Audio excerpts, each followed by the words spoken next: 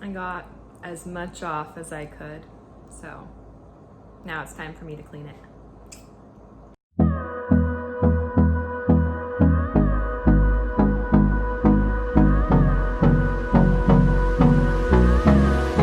Hey there, welcome back to Limabean Living. If you guys are new here, my name is Emily. Welcome to my little motherhood and lifestyle channel. In today's video, I'm going to be giving you guys some updates with how much everything is going on in this crazy household. And I'm going to be sharing with you one of my all-time favorite recipes. It's a copycat Cinnabon recipe. So I'm going to make that today, not eat all of it all at once. I'm going to try to share with my neighbors so that I don't lose all the progress that I've made with my weight loss journey. So before I get into the recipe, let me give you guys some updates. So as my followers know, we are getting ready to move. My husband is getting out of the military and we are excited to start this new phase in our life.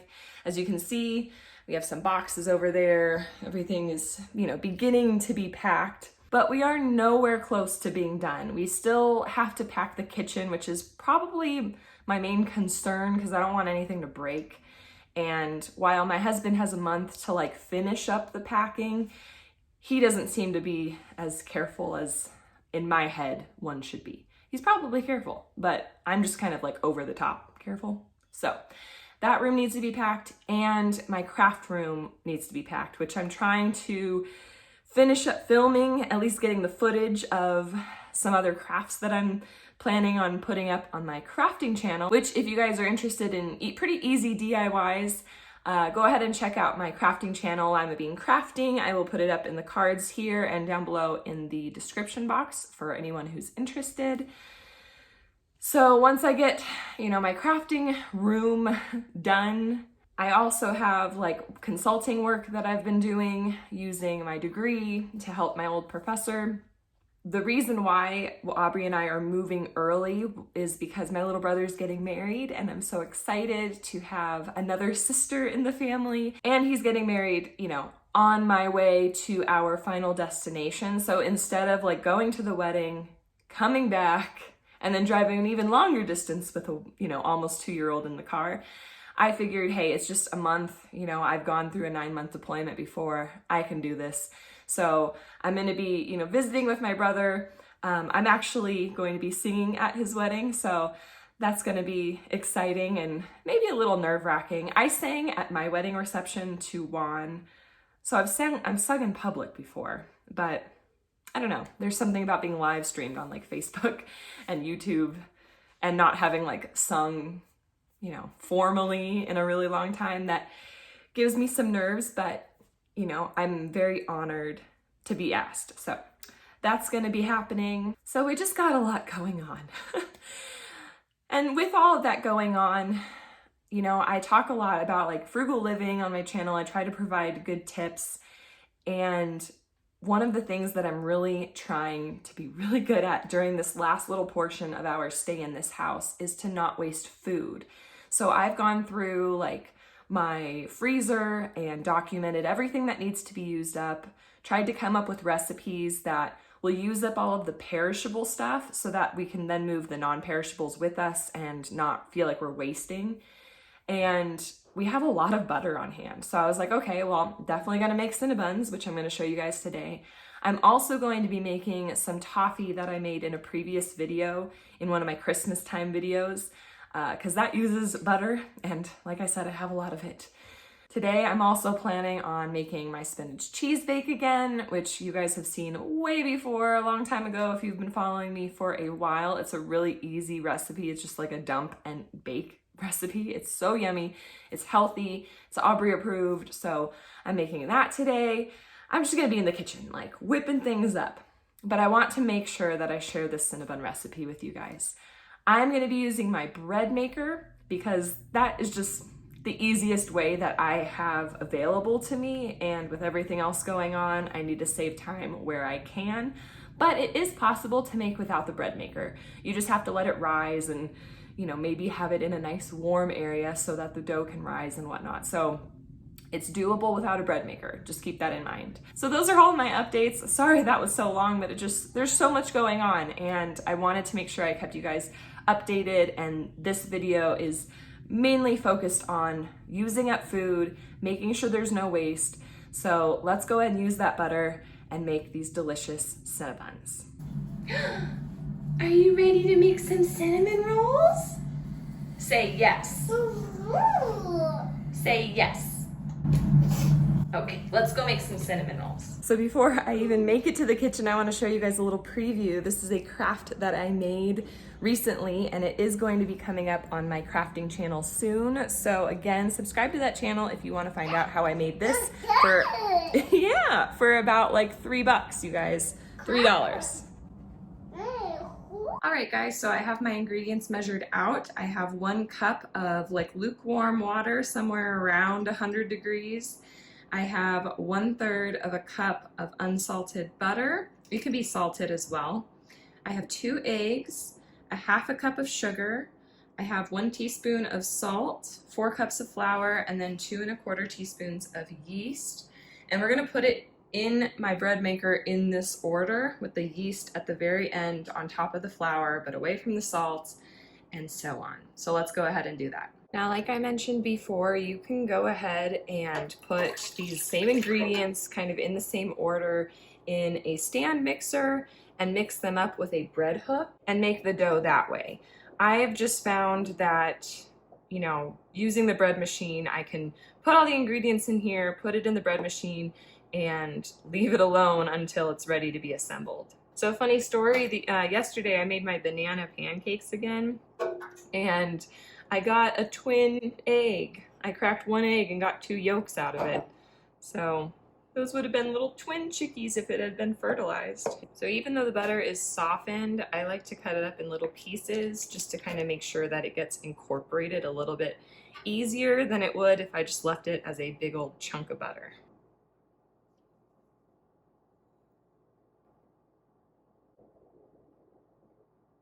All right, so this guy is ready to go in. Typically about 2 to 3 minutes into the mixing process, I like to wipe down the sides of the bowl just to make sure that everything gets incorporated. But while the bread machine is doing its thing, we are going to make the frosting and kind of start to mix the filling that will go inside of these cinnamon rolls. So for the cinnamon sugar filling, we have 1 cup of brown sugar and 3 tablespoons of cinnamon, which we are just going to mix together and kind of like fluff up with a fork. Make sure everything gets nicely incorporated. And you want to try to make sure to get all those big clumps out. It'll just make things a little bit easier when you're spreading it in the middle of the cinnamon rolls. So for the cream cheese frosting, we have 1/4 cup of cream cheese, or 2 ounces of cream cheese. I have 6 tablespoons of butter here, 1 1/2 cups of powdered sugar. We're gonna do just like a pinch of salt, like 1/8 of a teaspoon, and then we have 1/2 of a teaspoon of vanilla. What I like to do at the very beginning is just put the butter and the cream cheese in the bowl and whip it for 5 minutes so that we incorporate a lot of air and get it really fluffy before adding in the other ingredients. All right, as you guys can see, it's like super fluffy, nice and light frosting. It's gonna go great on these cinnamon rolls. I got as much off as I could, so now it's time for me to clean it. I'm gonna go ahead and transfer the frosting to a little bowl, and we're gonna refrigerate it. We don't want it to get all runny and melty until we put it on top a hot cinnamon roll. So let's go ahead and do that. My dough just finished rising in the bread machine, so it is ready to be assembled, and we are gonna get to that right after we transfer this to the bowl. Now, I don't know about you guys, but I love the frosting on cinnamon rolls. This doesn't look like too much, considering I'm probably gonna get 12 large cinnamon rolls out of this recipe, but a little bit goes a long way. And if I want to make more, I have the butter and cream cheese on hand to make way more frosting. But I really think that this is a good enough amount. This is the amount that I made sure to jot down on my recipe card. So it is more than enough, but if you think that you just plop on tons and tons of frosting after seeing the final result today, feel free to double this if you want. The other little tip that I want to point out just and reiterate again is you really want to whip the butter and the cream cheese for like 5 minutes. This really makes your frosting fluffy, it incorporates a lot of air, and you're gonna notice that the volume that you get is even more as well. Now that the dough is done, I wipe down this counter space so it's nice and sterile. We're gonna go ahead and flour the surface and roll out this dough. Look how adorable this is, you guys. This is like doubled in size. It's perfect. I'm gonna scrape these sides down, get all the dough out. So I don't want to totally get all of the air out since this did a great job rising. So I'm gonna try to just leave it as is and roll it out like this, keeping it in this little rectangular shape, but we just want to expand it even more. Now that we have rolled this out, well, you guys are helping me, you're keeping me company. I rolled this out to maybe about like 1/4 of an inch thick, and you can either make the cinnamon rolls like lengthwise or width. I like to roll from the end of like the width of the rectangle so that I get more swirls in my roll, rather than rolling from the long length of the rectangle. But we're not gonna roll yet. The first thing that we need to do is spread on our softened butter. I have 1/3 cup of softened butter here, and I'm just gonna plop this on, and we're gonna spread this out nice and even. It is worth noting that the first time that I made this recipe, I thought 1/3 cup of butter was too little to like coat, you know, my cinnamon roll dough. And it came out to be a little too runny because the butter was like super melty, and it just didn't turn out as well as I thought it would. So I would recommend keeping this amount of butter and just doing a nice thin spread all the way around your dough. Don't get tempted like I was to add a whole bunch more butter because it didn't look like enough, and then you'll probably end up regretting it in the future. So just keep that in mind. Now that the butter is nicely spread out, we're gonna go ahead and throw on the cinnamon sugar topping that we made earlier. And typically I like to kind of focus on the center of the roll and then spread the sugar mixture out with my hands. All right, now it's time to roll it up. So excited, you guys, this smells so good. And what you might want to do so that you don't have tons of extra space is kind of pull the dough back, stretch it a little bit. Not too much though, because you don't want the dough to be super thin.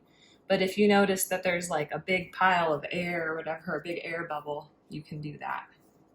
All right, we're getting to the end, and you guys can probably see that like the ends of my roll are thinner than the center.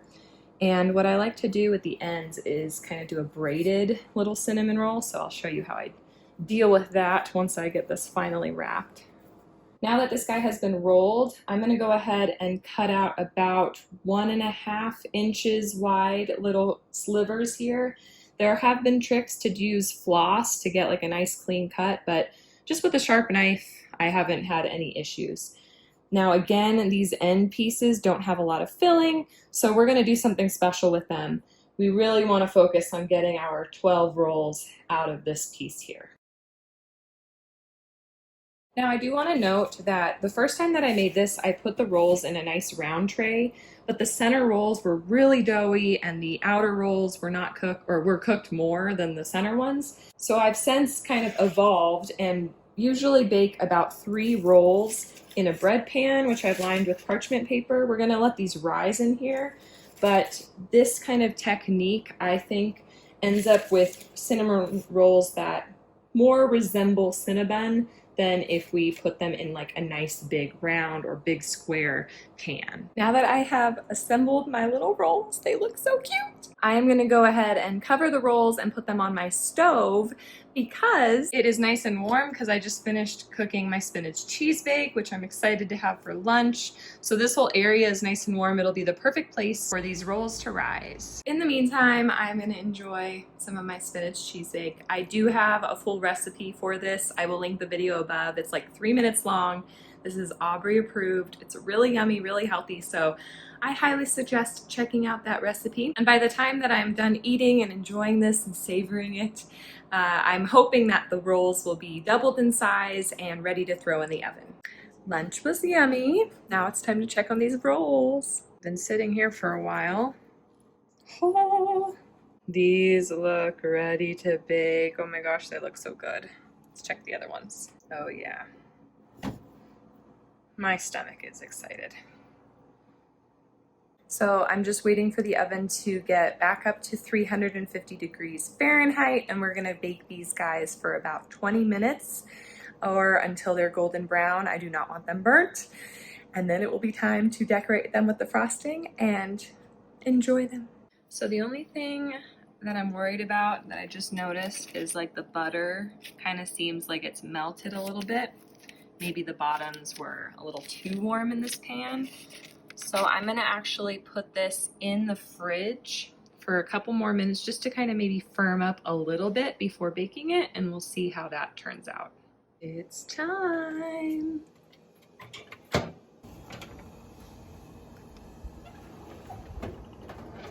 The rolls ended up being in the oven for about 15 minutes, and I checked on them, and there were a couple areas where the crust was a little darker than what I would prefer, so I ended up taking them out. And my guess is that the crust got a little dark, probably because the butter maybe melted a little bit, but I think overall things will be fine because Juan likes that kind of darker taste in his foods as well. I also packed up some cinnamon rolls for my neighbors, kind of as a way to say goodbye and thanks for being a friend while we've been stationed out here.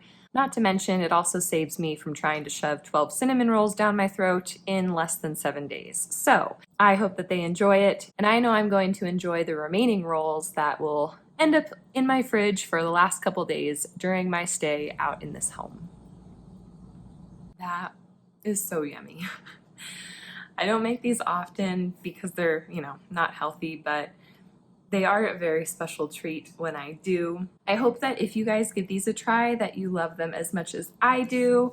Again, you don't need a bread maker to make the dough. You can easily use a dough hook on a hand mixer or a stand mixer and just let the dough rise for like a good hour in a nice kind of warm location before rolling out and assembling your rolls. I want to thank you for joining me during this little video today and listening to all of my little life updates. But I actually have to go and do some more in the kitchen. Like I said, I already made my spinach cheese bake, but I am going to be making toffee today and probably another cool dessert that I may even film for you guys. Don't forget to give this video a big thumbs up. Subscribe if you guys are new. I would love to have you stick around, and I will catch you in the next one. Woohoo! You've made it to the end of the video. If you didn't know already, my name is Emily from Limabean Living. Welcome. We are so happy to have you. We post videos every Monday and Friday on a variety of content: lifestyle, cooking, cleaning, military life, DIYs, encouraging mathematical development in children, and so much more. Thank you so much again for watching, and until next time.